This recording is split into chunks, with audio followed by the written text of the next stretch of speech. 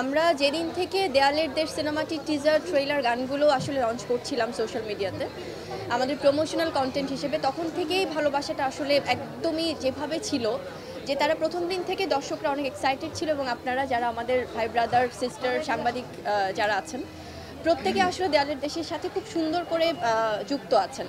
তো ঈদের দিন থেকে যেহেতু পুরো মুভিটা সিনেমা হলে দেখা যাচ্ছে, সেদিন থেকে আমরা এবং আপনারাও দেখছেন যে যেভাবে দর্শকদের পজিটিভ রিভিউজ এবং যেভাবে দর্শকরা ভালোবেসে কাছে টেনে নিয়েছে দেয়ালের দেশকে, সো শিল্পী হিসেবে এর থেকে বড় পাওয়া আর কিছু হয় না। কারণ এবং আরও যেই ব্যাপারগুলো যে আমরা চাই অনেক প্রভাব পড়ুক, আমরা চাই সবাই দেয়ালের দেশ নিয়ে নানান ধরনের প্রভাবে প্রভাবিত হোক এবং সেই প্রভাবিত হয়ে সিনেমা হলে গিয়ে এটা আবিষ্কার করুক।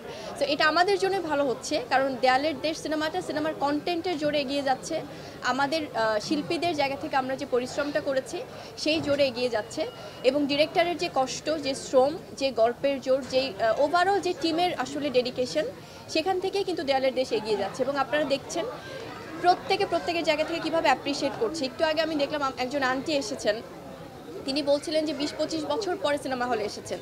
একজন আঙ্কেলের সেদিন দেখলাম যে উনি বাইট দিচ্ছেন আপনাদের সংবাদ মাধ্যমে যে উনি ওনার 85 বছর বয়স, কিন্তু তিনি তার ছেলে এবং ছেলের বউর সাথে নাতি নাতনিদের সাথে এসেছেন এবং দেয়ালের দেশকে তার ভীষণ ভালো লেগেছে। 1, 2, 3 ঢাকায় জমি জিতে নিন 100% ক্যাশব্যাক সহ 20 কোটি টাকার পুরস্কার। এছাড়াও যে বয়সের মানে আপু ভাইয়া, আমি বলবো যে আন্টি আঙ্কেল থেকে শুরু করে প্রত্যেকে দেয়ালের দেশকে যেভাবে ভালোবেসেছেন বা বাসছেন, সো এই ধারাবাহিকতা অব্যাহত থাকুক। আমরা শিল্পী হিসেবে অনেক বেশি আসলে আনন্দিত। Thank you so much for the question. অনেক দর্শক না, যারা ওই যে পার্টিকুলার কিছু গ্রুপ, তারা এটা আসলে স্প্রেড করার চেষ্টা করেছে।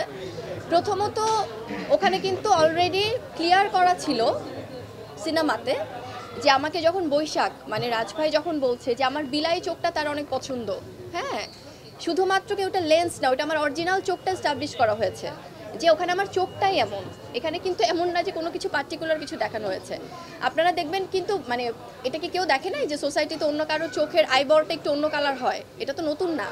সো এই ধরনের মানে কথা বলা আসলে খুব হাস্যকর আমার কাছে মনে হয়। সো অলরেডি ওখানে এস্টাবলিশড আছে, যারা সিনেমা দেখবে তারা বুঝতে পারবে, যারা দেখবে না বা না দেখে মন্তব্য করবে তখন ওই যে কিছুক্ষণ আগের ঘটনাদের মতো হবে আর কি, প্রভাবিত হবে।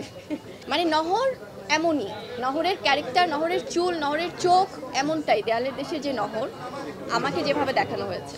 রাজ বুবলি বা বৈশাখ নহর দেয়ালের দেশ দিয়ে আসলে যেই জার্নিটা স্টার্ট করেছে আমাদের ডিরেক্টর মিশুক ভাই, নতুন একটা কেমিস্ট্রি দেখিয়েছে দর্শকদের, সেটা ইনশাল্লাহ সামনে ওরকম ডিরেক্টর প্রডিউসাররা চাইলে অবশ্যই দেখা যাবে। 1, 2, 3 ঢাকায় জমি জিতে নিন 100% ক্যাশব্যাক সহ 20 কোটি টাকার পুরস্কার। শুটিং করা অবস্থায় আমি আসলে আমার টিমের সাথে মধ্যে ছিলাম। তো এখন আসলে যখন আসলে এমন একটা নিউজ দেখি যে আসলে ওদের কেমিস্ট্রি খুব পছন্দ সবার, বা ওদের নতুন হ্যাঁ ওদের বলতে নহর আর বসে নহর এবং বৈশাখ, হ্যাঁ ওদের কথাই বলছি আমি। আর ওই বিলাই, আসলে ওর বিলাই চোখ আমার ভালো লাগে, সিনেমাতে আছে, আপনি দেখে নিন প্লিজ। সবসময় চাই যে দর্শকরা তাদের মতো করে সিনেমাটা দেখুক, আমরা যেন তাদেরকে ডিস্টার্ব না করি। তো সেক্ষেত্রে আসলে আজকেও আমরা কিন্তু একদম দর্শককে বিরক্ত করিনি। আমরা মুভি যখন শেষ হয়েছে দর্শকদের কাছাকাছি, তখন আমরা গিয়েছি শুধুমাত্র কৃতজ্ঞতা জানাতে। সো আমরা চাই আসলে তারা নিজেদের মতো করে আগে সিনেমাটা উপভোগ করুক। এখন তো অনেকেই সিনেমাটা দেখছে, সো অনেকে রিলেট করতে পারবে।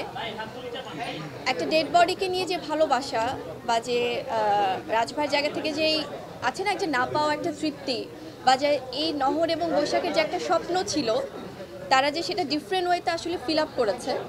সো সেখানে আমার মনে হয় যে এটাই আমার একটা বড় অ্যাচিভমেন্ট, যে আপনারা যেটা বলছেন যে অন্যভাবে দেখা গিয়েছে। আমি বারবার আমার অভিনীত সিনেমাগুলোতে এভাবেই ডিফারেন্টভাবে আসতে চাই।